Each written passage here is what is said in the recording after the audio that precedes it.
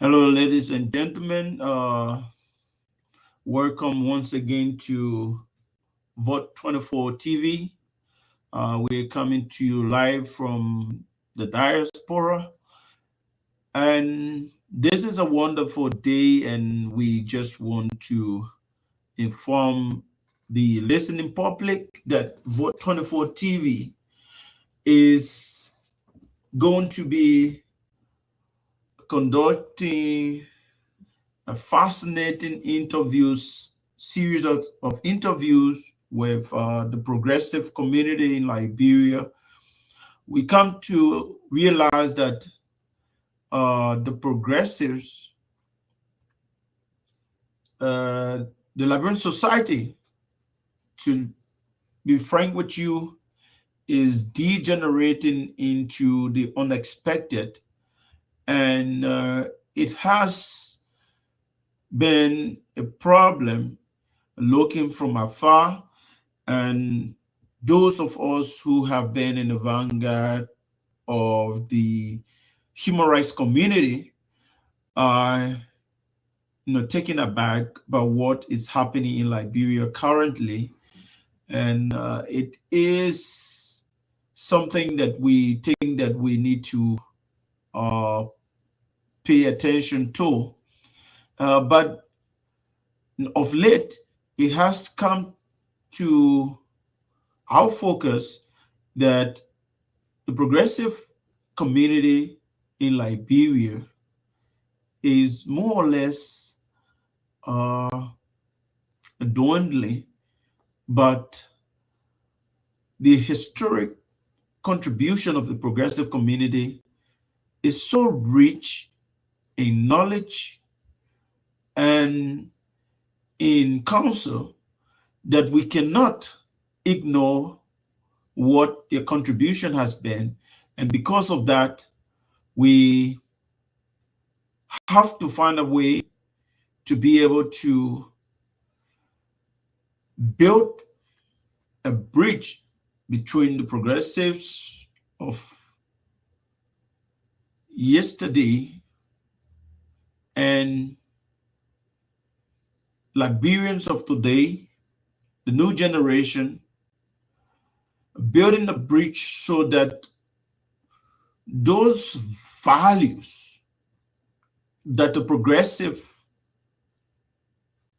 practiced yesterday, those lessons are not thrown under the carpet. They are not thrown in the dustbin.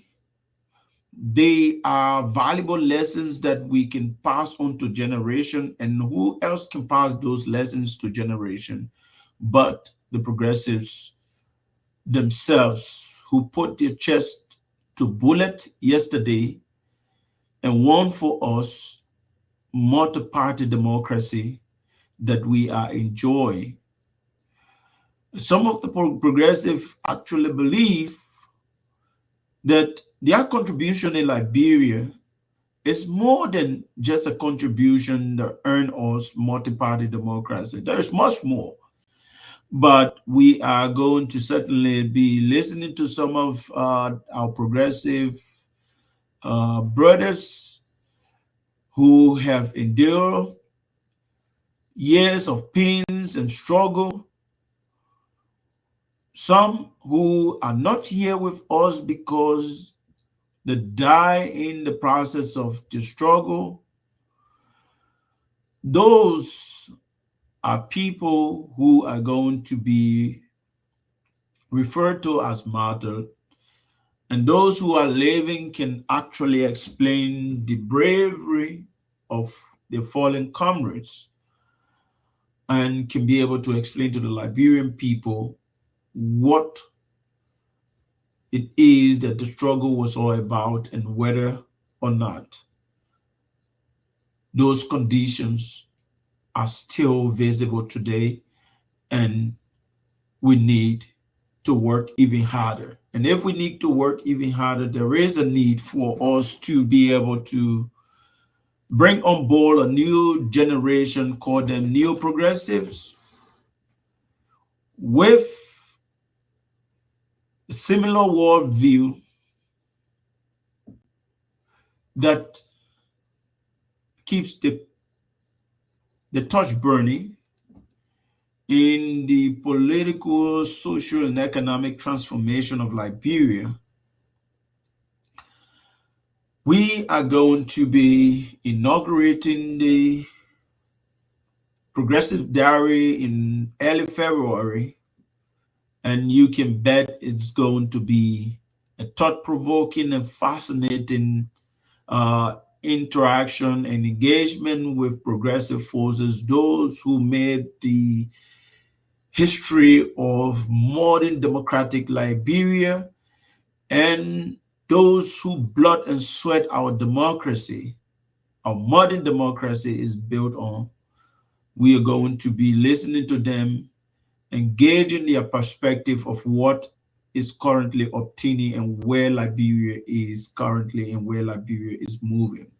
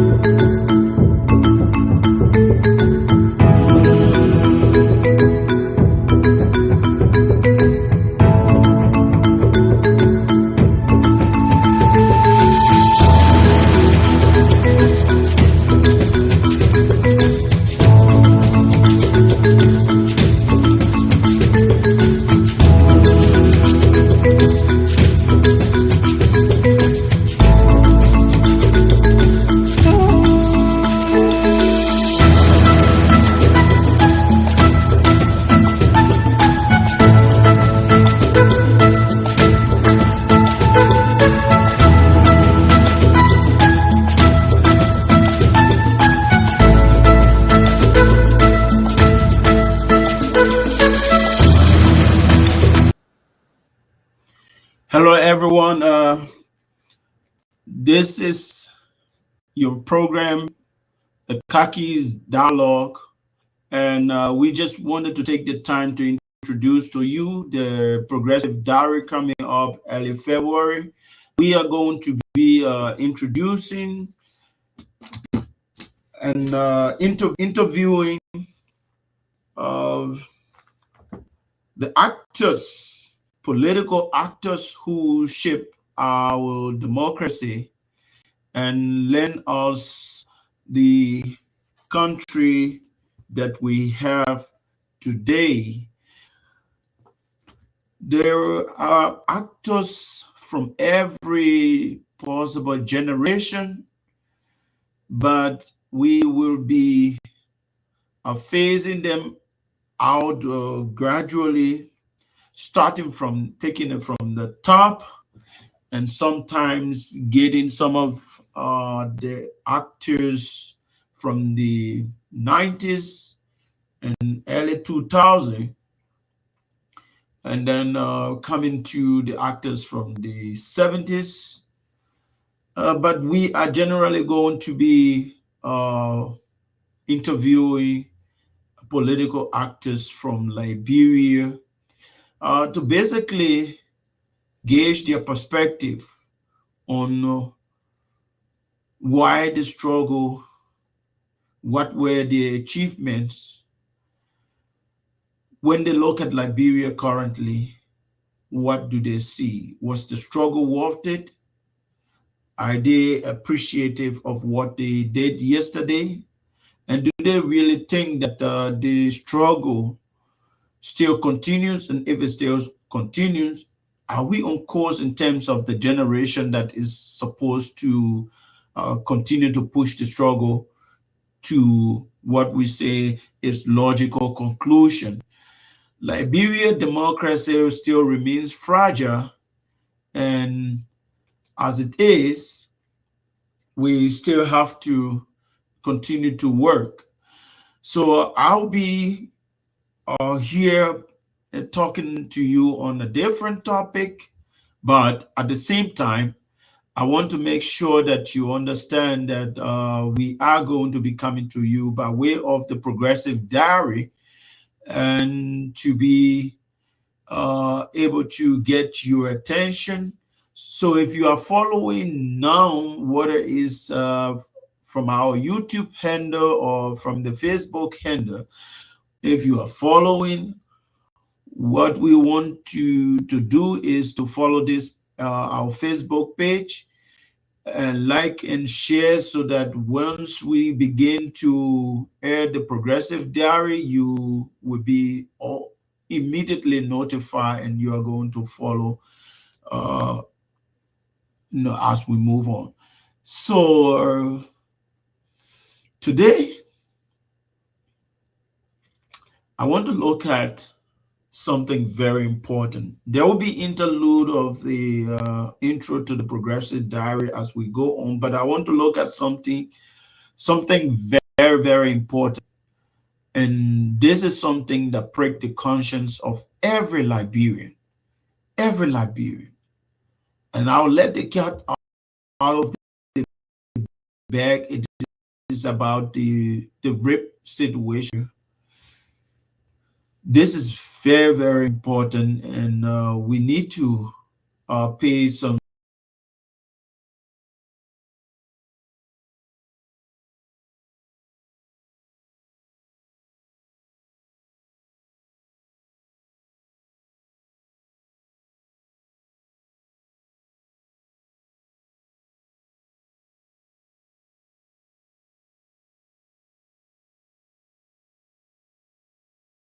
promo of the Progressive Diary once again.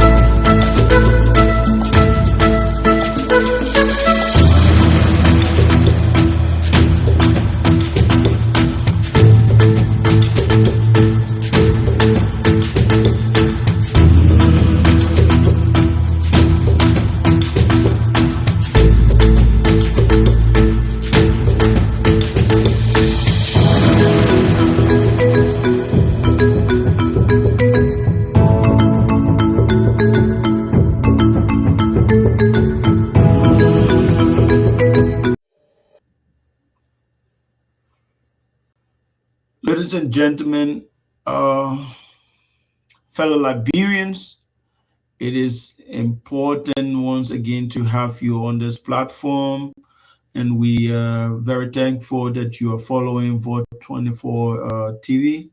We hope that you become part of our family and like and share this podcast.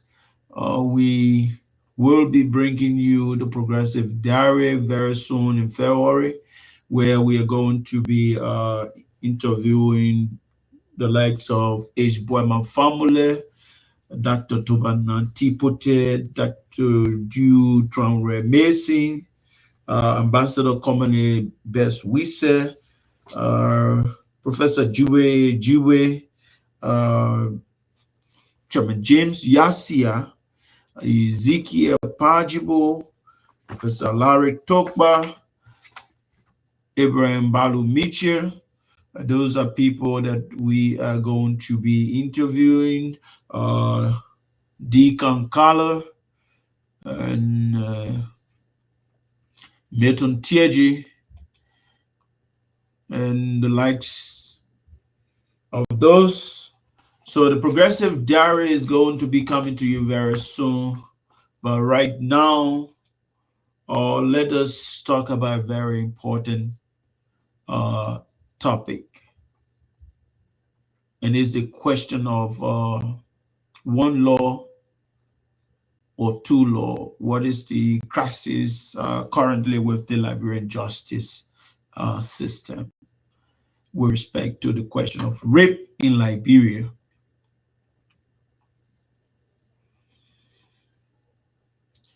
Uh,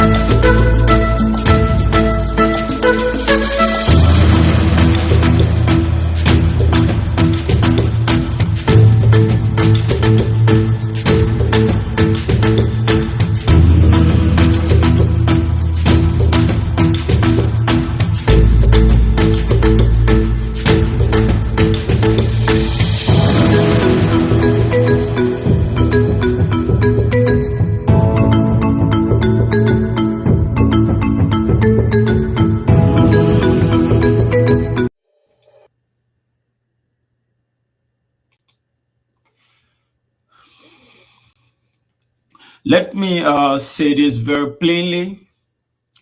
Liberia is not just facing a crime problem. The problem of rape is not just a crime. It is not just a crime in Liberia. Liberia is facing justice problem. What we see happening is not just is face of the problem of rape. It also flashes before our naked eyes the problem of justice. Tonight, I am not here to suit anyone. I'm here to ask the question many are afraid in Liberia, and I appreciate the fact that people before me dare to ask the power that be these very critical questions. And in the face of the dwindling concern and the dwindling appetite for activism in the face of the crippling effect of commercial activism, in the face of the visible compromise exhibited by mercenary activists, it still comes to every one of us to continue to look at Liberia as a place where better life is still possible. But as we say, it is possible only if we do not pay a blind eye to what is going on in our country. So we rape. Because right now, Liberians are afraid for their children, afraid for reporting crime, afraid that justice has become selective. And when justice becomes selective, the law does. Two cases, same crime, different rules. Brian Mag, Peter Bonner, Jala. Two cases, same crimes, different rules. Let us talk about what everyone is talking about, but few are explaining honestly. Two cases, two children, two grave allegations of sexual violence. In one case, a child is allegedly sodomized. Then police arrest, police detain, police charge. And police forward the suspect to. In another case, a child is allegedly raped. Police hesitate. Police refuse to arrest. Police says we need DNA. And this DNA is a serious issue. DNA, police requesting for DNA for one case. But let me ask the obvious question. Since when did DNA become a requirement for arrest in Liberia? Because it is not in the law at all. DNA as a requirement for arrest is not in the law. Before the DNA technology or DNA machine was even in place, Liberian law prosecuted rape cases.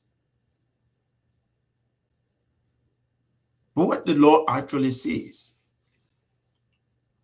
Liberia's penal law is clear. Rape, statutory rape, sodomy, gang rape.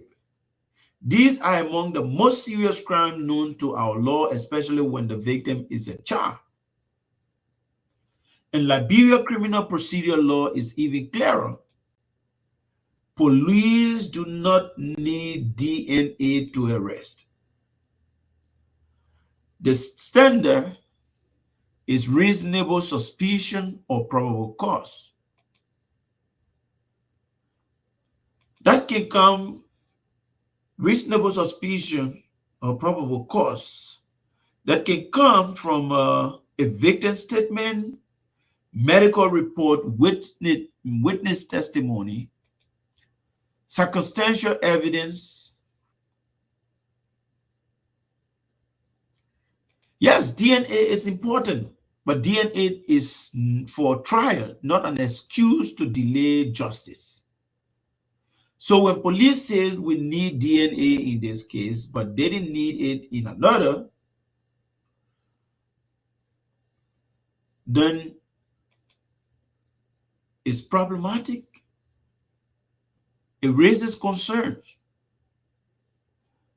We do not want to suggest that the police is favoring one above the other, because as a matter of fact, the perpetrators of these, or the alleged perpetrators of these acts, are government officials. Government officials. That is what is scary. That is what is scary. And the point is that the victims are alive to point at the perpetrators. When we let the perpetrators go, we simply suggest that the victims are lying.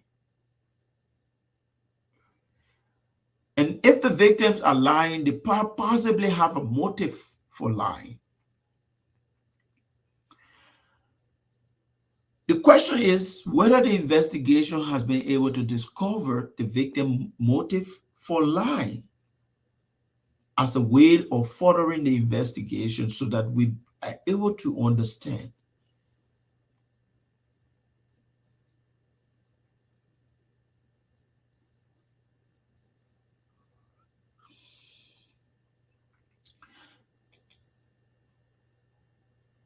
And when discretion is applied unevenly, it is abuse. When we request DNA for one case and don't request DNA for another, or we tend to lean on DNA to be able to keep one person outside and don't request DNA and keep another person in locked up, then that is discretion. And when discretion is applied unevenly, it becomes abuse. But that is not why Liberians are angry. Liberians are angry because even in the latter case where a boy was gang raped, Liberians were angry because all on the internet, flashing on the internet, was a man who was parading outside court without handcuff, and even when he was arrested, he was never handcuffed. When compare it with the situation of Bucky Roll, our celebrity musician Bucky Roll, who was for just a tiny bit of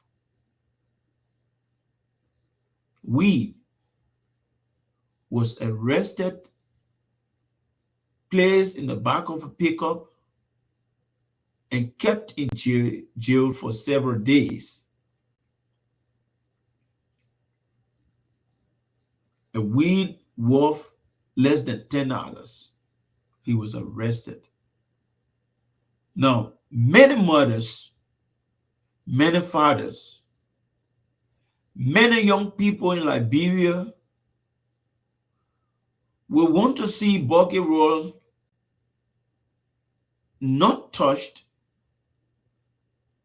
in spite of the violation, compared to somebody who gang raped a little boy or raped a girl in Morovia.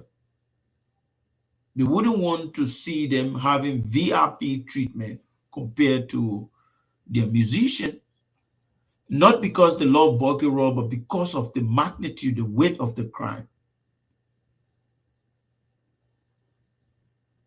That is why Liberians are angry. People are not angry because investigations are happening. People are angry because rules appear to change depending on who is accused. If the law bends for power, then the law is no longer law. It becomes favor, and favor is the enemy of justice. This is why mothers are afraid to speak. This is why victims are silent. And this is why communities no longer trust the system because the message feels cruel and clear. If the accused is powerful, justice slows down.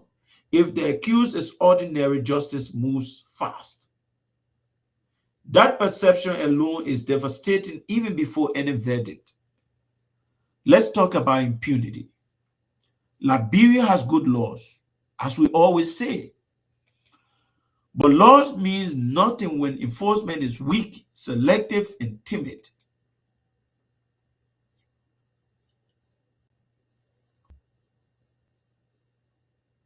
We've worked too much in Liberia to see compromises like what it is going on in the face of prima facie evidence regarding rapes in Liberia. Yesterday, there were a lot of cases, people got drowned. We refer to that case as the three Mason boys case. There were people who got I don't want to say got killed or who died while in the vehicle. Those were very suspicious cases. Up to present, we haven't gotten any significant answers as to whether or not there were people involved in the killing of those people. The report that was left by the police still remains the report today, even with the new police director coming in. He has not discredited the report of the police yesterday regarding the case of those auditors that died or the case of the three Mason boys. But those were cases where the perpetrators were not alive to identify, the victims were not alive to identify the perpetrators. That is completely different from the cases that we have now. The victims are alive and the victims have identified the perpetrators. And it is already established that these acts actually took place. Year after years, thousands of sexual and gender-based violence cases are reported. Conviction remains low. Cases drag on. Victims are re-traumatized. Families are pressured to settle. And perpetrators walk free. This is not failure by accident. This is institutional tolerance of impunity. And impunity breeds repetition. Who pays the price? Not politicians, not officials, not powerful men. Children pay the price of the repetition. Women pay the price. Poor family pay the price. And society pays the price when fear replaces faith in the law. Let me say this carefully but clearly. A justice system that cannot protect children has failed it because basically the duty to protect is absent. This is bigger than any one case. This is not about our suspect. It is not about the suspects or about one suspect. This is not about one institution. This is about whether Liberia believes in equality before the law, due process for victims, and courage in enforcing the law. Because justice is not proven by press releases, justice is proven by consistency. The final question: so tonight I leave with this question, and it is not a rhetorical question. Does Liberia operate under one law or two?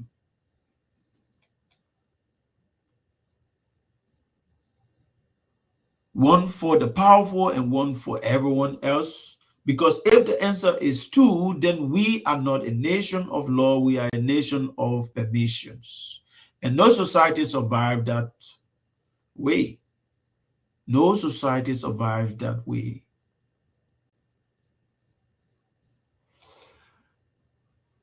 This podcast is to confront the uncomfortable truth. We will keep asking this question. We will keep watching. We will keep speaking, because silence is the ally of abuse. Justice delayed is bad enough. Justice denied or selectively applied is unforgivable. We are going to watch those actors who tend to compromise the justice that those victims and the families of victims are so dearly seeking. Let me say that it is on the justice system, the Ministry of Justice, the Liberia National Police, to determine whether or not they want to prosecute a case. And if that is left with the Ministry of Justice and the Liberia National Police, and there isn't sufficient mechanism, or there isn't any being applied to bring those institutions and their leadership to book, when there is a sense of foul play, they then have a wider latitude to compromise cases. Because if they are moving on with prosecution, it is very possible for them not to gather all of the necessary evidence that will make a strong case to prosecute. And if those who are responsible for prosecution claims that they don't have the evidence, what else can we do? But when we have glaring cases of rape, prima facie case of rape, then those institutions cannot inform the public that they don't have the evidence. Like in the case of the rape of the 14-year-old girl, here is the thing. The police came out and said that the alleged perpetrator was not involved with the rape. But that is not the biggest question or the biggest concern of activists, gender-based violence activists all across. The question is, if it is confirmed that this girl was actually raped and the perpetrator is in dispute, if the police investigation shows that the perpetrator that the victim pointed at is not actually the perpetrator, the major concern for activists all across Liberia is then who did it? And it is not for the activist to go and identify who did it. It is for the police investigation in the context of protecting the rights of the victim to move further with the investigation and establish who perpetrated the act of violence and rape against the little girl.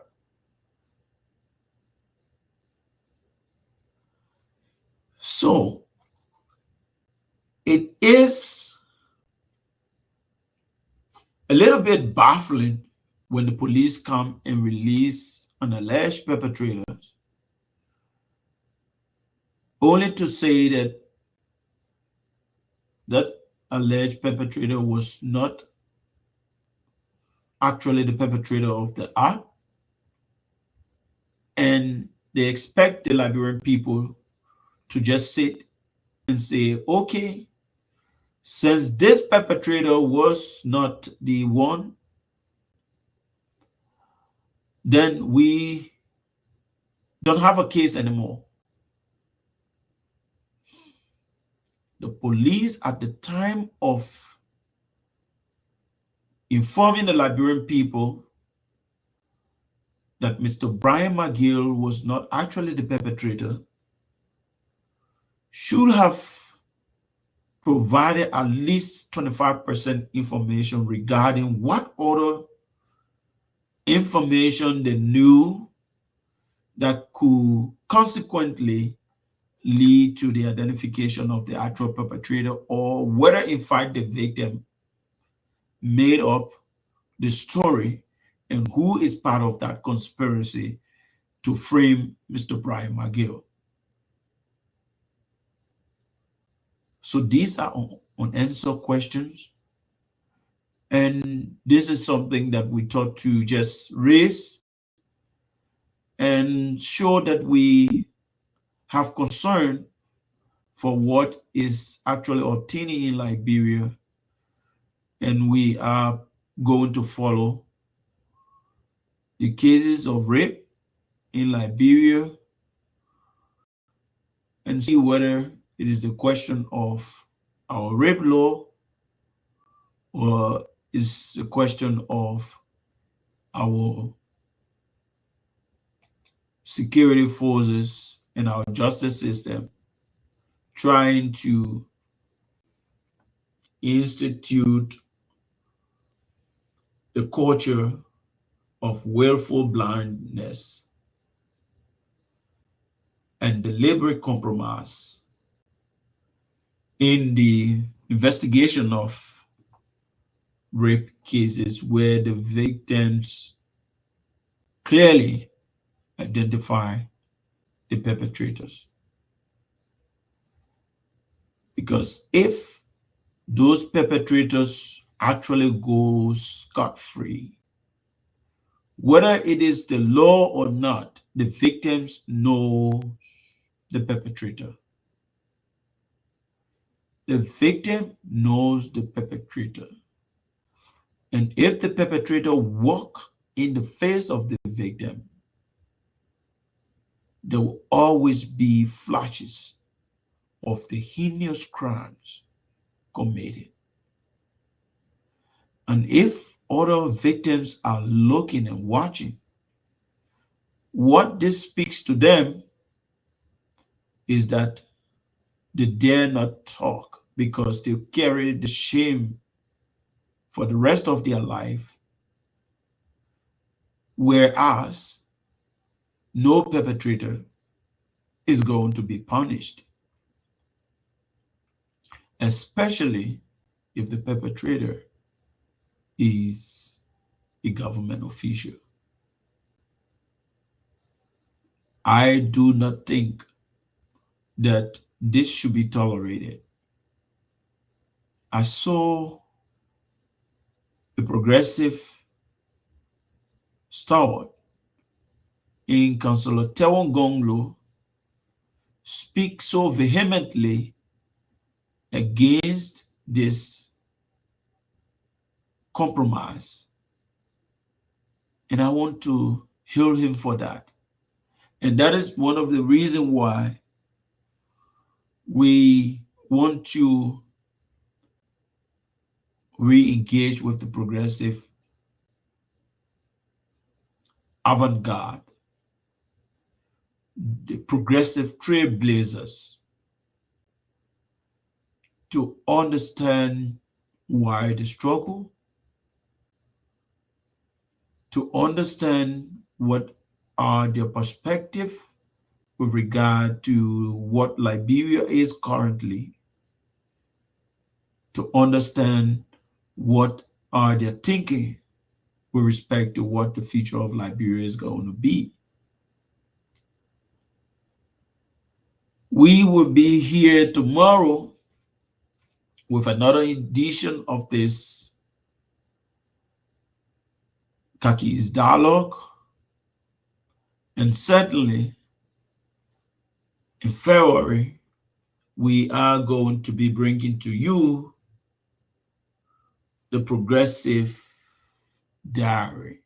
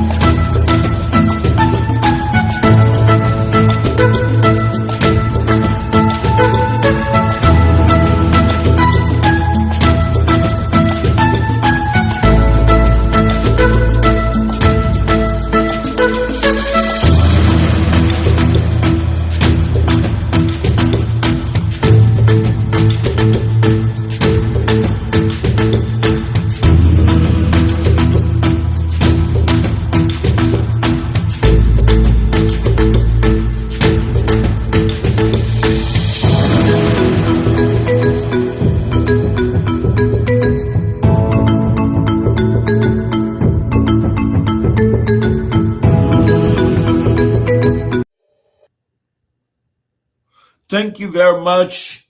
And that is all I have for you today. Have a pleasant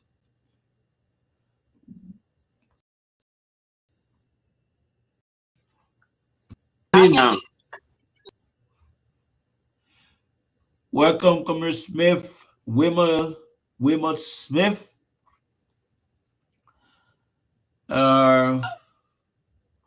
We have been trying to talk about the issue of rape in Liberia, and it we were you want to adjust your camera, Wilmot? I'm trying to do that now. Yeah, adjust it.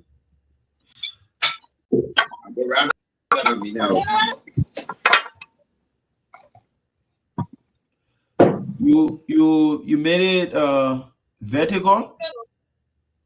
It's better now? You made it vertical. No, it's horizontal. No, always make it vertical, Wilmot.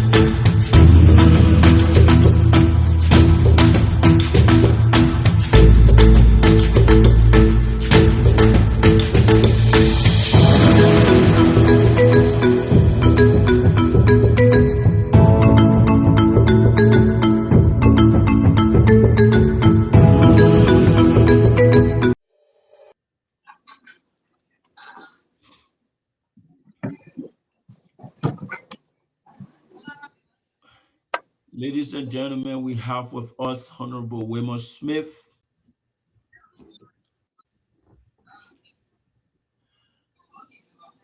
And as we said, we are going to be very shortly in early February launching a series, a progressive diary,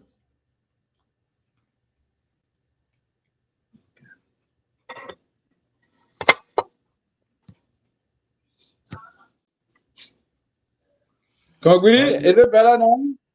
yeah, don't touch it. Thank you very much. We are going to be launching a series of progressive diary, and the progressive diary is going to, in February, interview the progressive actors in Liberia, actors from the 60s, 70s, 80s, 90s, and the new millennium. The progressive diary must go to the extent of identifying young comrades who still keep the torch of progressivism moving forward. We are not going to be engaged with a mercenary activist. By mercenary activist, we talk about activists who claim to identify with the masses, but in essence, their motivation is pecuniary benefits. We are taught by the pedagogy of the oppressed that sometimes the petty bourgeois, meaning those of us who go to school and acquire education, acquire a particular discipline in terms of our expertise, we can either choose to be radical, petty bourgeois radical, and identify with the masses, or we can choose to be petty bourgeois comprador and identify with the bureaucratic establishment that tend to exploit the masses. But then there is another problem for those of us who join the masses in their struggle. Sometimes we come with our false identity and tend to use the masses only for our own greed. Sometimes we want to use the masses simply because we want leadership and power. And for that, whatsoever we do for the masses, we call that false generosity. And this platform and the progressive community frowns on false generosity because that generosity tends to exploit the masses. So we are going to be introducing the progressive diary, and I have with me my co-host, Comrade Wilmer Smith. Comrade Wilmer Smith, welcome, and can you say a little bit about the progressive diary? Thank you. Thank you very much, Komagbili. And good evening to our listening audience. It's good to be back here. Um, the subject matter on the discussion is very critical. It's critical giving our national history, giving the foundation of our country history. Our country has a very peculiar history where the mass indigenous of our people, the mass indigenous people, the owners of the land we now call Liberia, receive few settlers from America, welcome them, and there are other accounts where that say our people were coerced, were put at gunpoint to surrender some of the land to these people. But they had one thing in common. They were descendants of Africa, and the mass base of the people they met in the land now called Liberia were Africans. So they had the African genealogy in common. But these people came, the settlers came, formed their government with the exclusion of the mass base of our people.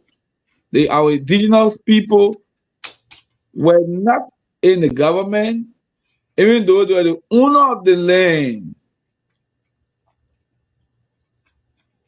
Their land had to now be certificated by the very people who met